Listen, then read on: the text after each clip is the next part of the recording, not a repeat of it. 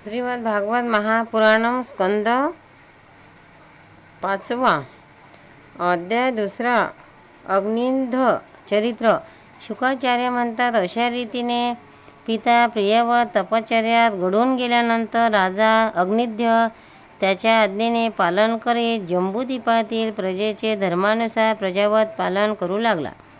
एकदा पितृलोकाच्या इच्छेने पुत्रप्राप्तीसाठी पूजासाहित्य घेऊन अप्सरांचे क्रीडास्थान असलेल्या मंदराचलाच्या एका दरीत तो गेला आणि एकाग्र चित्ताने प्रजापतीचे पती श्री ब्रह्मदेव यांची तपश्चर्या आराधना करू लागला। आदिदेव भगवान ब्रह्मदेवांनी त्याची अभिलाषा जाणून आपल्या सभेतील गायिका पूर्वचिती नावाच्या अप्सरेला त्याच्याकडे पाठवले।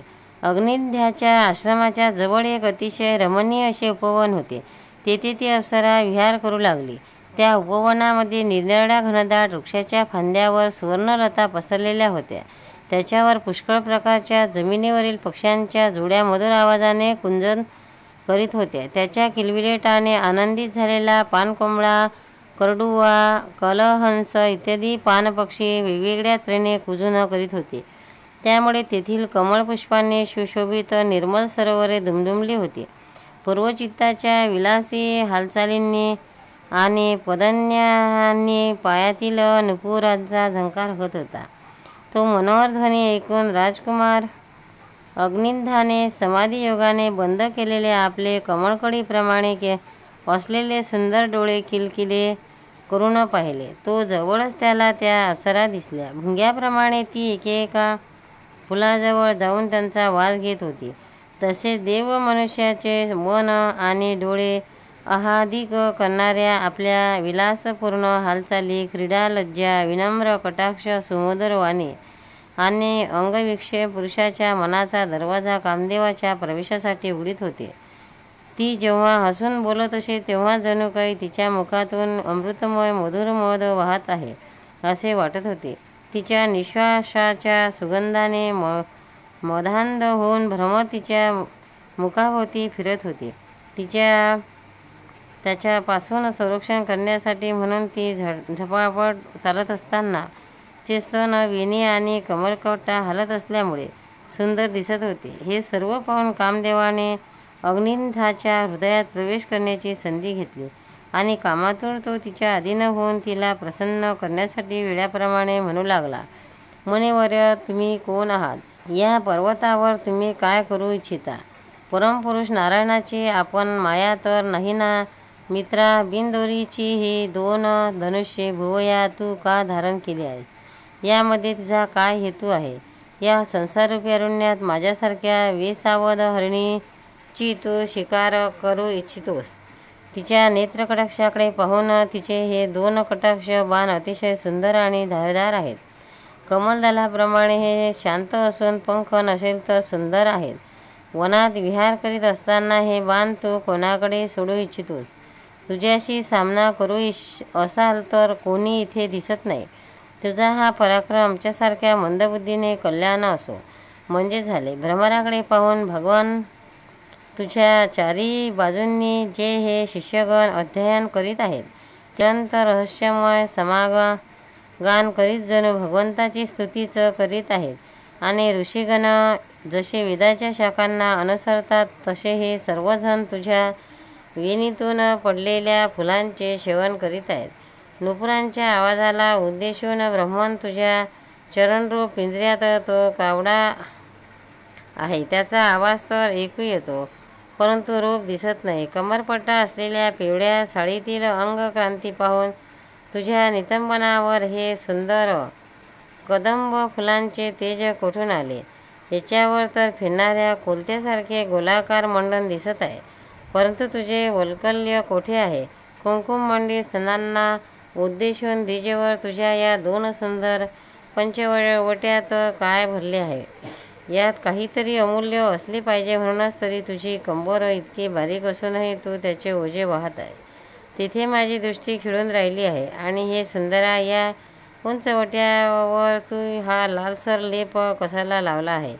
त्याच्या सुगंधाने माझा सगळा आश्रम दरवळला आहे। मित्र, वर मला तुझा देश तरी दाखव। जेथील निवासी आपल्या वक्षस्थळावर असे अद्भुत अवयव धारण करतात. त्याने आमच्यासारखे जे चित्र प्ररुग्ध होते तसेच मुखामध्ये हे हावभावयुक्त मधुर भाषण, अधरामृत इत्यादी अद्भुत वस्तू बाळगता. हे प्रियवर, तू काय खातोस की त्यामुळे तुझ्या मुखातून हवन केल्यासारखे सुगंध पसरता आहे? तू विष्णूचा अंश आहेस का? कारण तुझ्या कानात डोळ्यांची उडळझाप न करणाऱ्या माशांसारखी 2 कुंडले आहेत. तुझे मुख एखाद्या सुंदर सरोवराप्रमाणे आहे. त्यात चंचल नेत्र हे भवभीत मासे, दंतपंक्ती हे शुभ्र हंस आणि कुरडे केश हे भुंगे आहेत.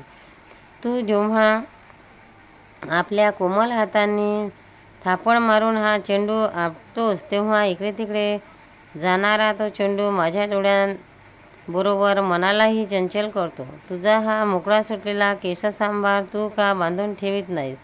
अरे, हा वारा तरी किती दुष्ट आहे. तो वारंवार तुझे कटिवस्त्र उडवीत आहे. हे तपोधना, तपश्चर्या करणाऱ्याचे तप भ्रष्ट करणारे हे तुझे रूप तुला कोणत्या तपाच्या प्रभावाने मिळाले आहे? मित्रा, काही दिवस माझ्याबरोबर राहून तू तपश्चर्या कर किंवा विश्व विस्तार करण्याच्या इच्छेने ब्रह्मदेवाने तर माझ्यावर ही कृपा केली नाही ना? ब्रह्मदेवाने दिलेला प्रिय अशा तुला मी सोडणार नाही. तुझ्यावर खिळलेले माझे डोळे दुसरीकडे पाहू इच्छित नाहीत. हे सुंदरी, तुला पाहिजे तेथे तू मला घेऊन चल. मी तुझ्याबरोबर येतो. तुझ्या सुंदर मैत्रिणीही आपल्याबरोबरच राहतील. श्री शुकदेव म्हणतात, देवासारखा बुद्धिमान अग्निंध्य स्त्रियांना प्रसन्न करण्यात मोठाच कुशल होता. याप्रमाणे त्याने प्रेमयुक्त गोडगोड गोष्टी बोलून त्या योगाने त्या अप्सरेला प्रसन्न करून घेतले. शौर्यवान लोकात अग्रगण्य असा अग्निंध्याची बुद्धी, शील, रूप, वय, ऐश्वर्य आणि औदार्य यांनी आकर्षित होऊन ती अप्सरा त्या जंबूद्वीपाधिपतीबरोबर कित्येक हजार वर्षापर्यंत पृथ्वी आणि स्वर्गातील भोग भोगीत राहिली. त्यानंतर अग्निंध्याला तिच्यापासून नाभी, किंपुरुष, हरिवर्ष, इलावृत, रम्यक, हिरण्यमय, कुरु, भद्रश्रव्य आणि कीर्तमाल नावाचे 9 मुले झाले. अशा रीतीने दरवर्षी एक, याप्रमाणे 9 वर्षात क्रमाने 9 पुत्राला जन्म देऊन पूर्वचिती त्यांना राजभवनात सोडून ब्रह्मदेवाच्या सेवेला गेली. हे अग्निंध्याचे पुत्र मातेच्या कृपेमुळे स्वभावातच सुडौल आणि सशक्त शरीराचे होते. अग्निंध्याने जंबूद्वीपाचे विभाग करून त्याच्यासारखाच नावाचे 9 भूखंड बनवले आणि ते एकेका पुत्रासारखे सोपवले. नंतर ते सर्वजण आपापल्या राज्याचा उपभोग घेऊ लागले. दिवसेंदिवस भोग भोगून सुद्धा महाराज अग्निंध्य अतृप्तच होता. तो त्या अप्सरेलाच परमपुरुषार्थ समजत होता. म्हणून त्याने वैदिक कर्माने जेथे पितृगण आपल्याला सुकृतानुसार निरनिराळे भोग भोगतात त्या अप्सरा लोकांची प्राप्ती करून घेतली.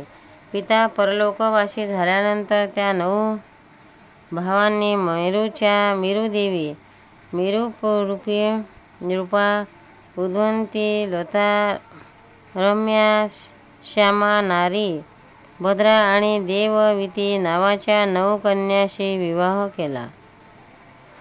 गोपाल कृष्ण भगवान की जय.